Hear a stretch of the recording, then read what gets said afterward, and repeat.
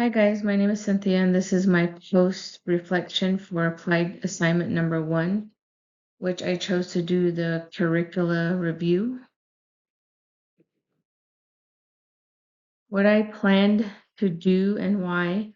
For my applied assignment number 1, I planned on reviewing and evaluating the curriculum of my childcare facility for the pre-K classroom.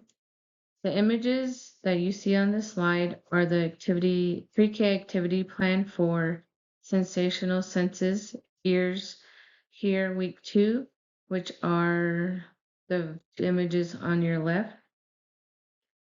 Um, and some of the materials that are provided along with the month-long curriculum theme.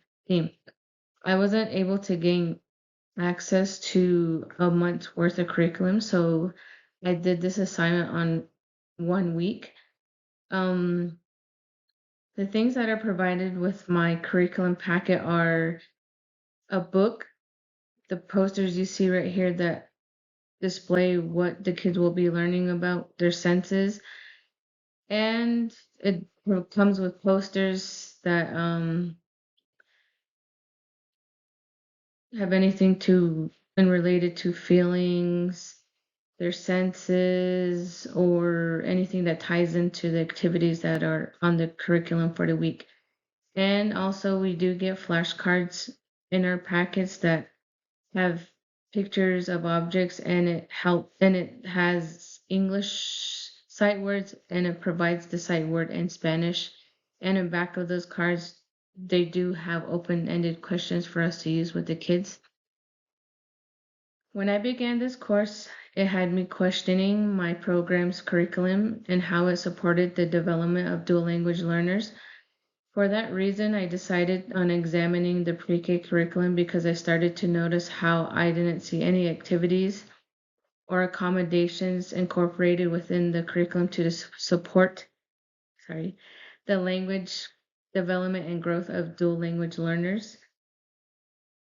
I wanted to take a closer look into how the curriculum encourages family and community engagement, such as inviting families in to share their home language and culture, share stories, songs, and chants, if it fosters the use of cognitive flexibility in DDL children, if it supports their language development in home languages and English, and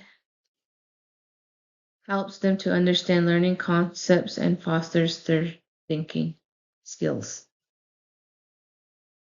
What I did over the course of an hour reviewing and evaluating the curriculum, I wanted to learn if it supported DDLs in our pre-K program by providing examples that coordinated with questions based on culturally and linguistically responsiveness, family involvement materials, and if the curriculum provide support to domains from the early learning outcome framework, language and communication and literacy, and to provide evidence into this. I used the template that was provided for me for this assignment. It, it had a lot of sections that I used to look at the curriculum and provide evidence to support those sections. So some of the examples that I found within my curriculum that supported dual language learners with for the culturally and linguistically responsive section of the template, I did find that the materials presented diversity in visuals such as pictures on posters and discussion flashcards that were provided in the packet. They did show children and adults from different ethnicities, and some of them did show children dressed in their culture attire. Also, it supported that with the flashcards containing English and Spanish sight words. Um, some of the things that I noticed that the curriculum did not have to support dual language learners in this section was they didn't provide materials for use inside the classroom and for families in languages other than English. A lot of the materials that were provided were in English and didn't have any other languages besides English except the sight words. Um, I noticed that the curriculum, there was no guidance provided to teachers on how to assess dual language learners, and there was no guidance provided to teachers on how to adapt the learning activities to meet a specific program's cultural and linguistic needs. So, for what I thought, some of the ways that I thought I could how some of the examples of curriculum materials that I think are essentially beneficial for supporting dual language learners was the the curriculum did provide discussion cards. Like I said, in English, the sight words were provided to us in English and Spanish, and I think that allows dual language learners to share their experiences with their, you know, make connections with the pictures and the words that come from these flashcards and share their experiences or their knowledge of the word in English or Spanish, and it gives them the opportunity to switch between two languages, which helps with rich communication and language development. Some of the ways that I think I could strengthen the curriculum in order to make it more linguistically and or culturally responsive, I thought some of the ways were getting the monthly book translated into home languages of my dual language learners, not in just my class, but in the program, as well as providing daily story time books in other languages outside of English. Sorry. Um, I do have a DDL in my class, and his home language is Spanish. So I think I would like to see more materials provided for us in Spanish so that, encourages encourages him to use both English and Spanish. Mm. My reason for this is that it will support the language development of DDLs and expose them to new vocabulary words. It will encourage them to make connections with the concepts of the books and encourage conversation among peers and teachers while switching between languages. And I could also incorporate different sounds from different cultures, such as music, instruments, and animal sounds from different regions of the world to expand their knowledge of different traditions and cultural customs. Because the theme for this curriculum that I evaluated was Ears Here. And for family involvement materials, some of the things I did see where the curriculum provides an activity for children to make phone calls with string cans and strings that can be taken home at the end of the day, to support materials provided for teachers to distribute to caregivers that review what children are learning in the classroom. And I thought kids could go home and imitate phone calls they have with family members of who speak different languages.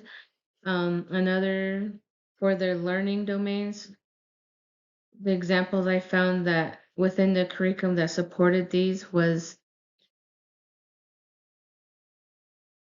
by having, like I said again, the discussion flashcards that have open-ended questions, books that relate to the theme and activities that support language and communication. And some of the things that I found that was not in the curriculum to support dual language learners was some evidence I found that didn't support skills, behaviors, and concepts for dual language learners were phonological awareness. The curriculum did not foster the use of rhyme recognition or counting syllables, which supports language development in both the home language and English. What I learned that it is important to support the language development and growth of DDLs in our classrooms. Our daily routines and activities need to foster the use of code switching, which supports rich communications for DDLs because they use both languages. We also need to ensure materials ensure that the materials, learning concepts, and activities support strong thinking skills, new vocabulary support meaningful relationships between children, families, and teachers. Lastly, I've learned that we need to provide dual language learners with their opportunities to expand all areas of their development and making them feel represented in their learning environment, and that my program's curriculum needs more ways to support dual language learners in the classroom by providing more of the materials in home languages of GDL children and families. And with that, some of the questions I have, for the first one's going to be for my peers. What adjustments do you think teachers can make in their curriculum to better support dual language learners? So do you have the freedom to kind of tweak your curriculum to in order to support them? And the last two questions are for me that I had while I did this process was, if I feel that my curriculum doesn't support dual language learners in my program, what steps could I take to make changes to it? And if I am in a program where I am responsible for creating a curriculum on my own, are there resources available to me, and what considerations do I need to be aware of when I'm making or creating my own curriculum? So that was my presentation on doing the curricular review. I hope you guys enjoy it. Bye.